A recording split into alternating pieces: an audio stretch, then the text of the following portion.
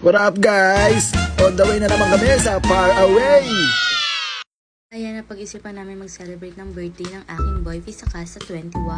At ayan na nga, pinapasok na nila yung mga motor nilang pogi.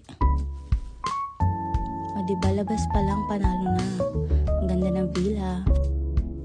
O diba mga bihag din pa lang, ang ganda-ganda na. Lakas maka-aesthetic. Kasya buong pamilya mo dyan. 3 higaan na yan. Baka magreklamo ka pa. Eme! Sino ka dyan? At sa kabi kung mag-e-emote ka, pwedeng-pwede ka dito. Oh, ang ganda. 3 na yan, bihigaan na yan.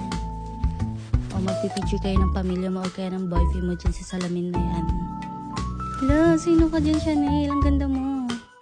O ayan, ang kusina nila. Ang ganda, mi. Lakas maka-aesthetic din yan. Ang ganda, o diba? Happy birthday! Kami hindi ka naman problema sa lutuan mo. Andyan na yung gas stove. Andyan na rin yung lababo nila na nangangain ng tangayan, B. At syempre, nandito na tayo sa exciting part, B. Ayun yung pinunta natin dito, yung swimming pool. Magpakaitim. Diba? Perfect siya sa event. Kung may debut, birthday, okay na okay tong ano na to, resort na to. Pack na pack.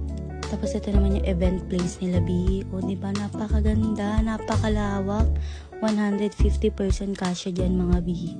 O, ayan. O, diba? Ikot-ikot ka, girl. Hanggang mahilo ka. O, pak. Sino ka dyan? O, syempre, punta naman tayo sa room. Ito na yung pambarkada, mga B. Kasyang-kasya kayo lahat dito. O, diba? Napakaganda. O, pak. Pangmayaman.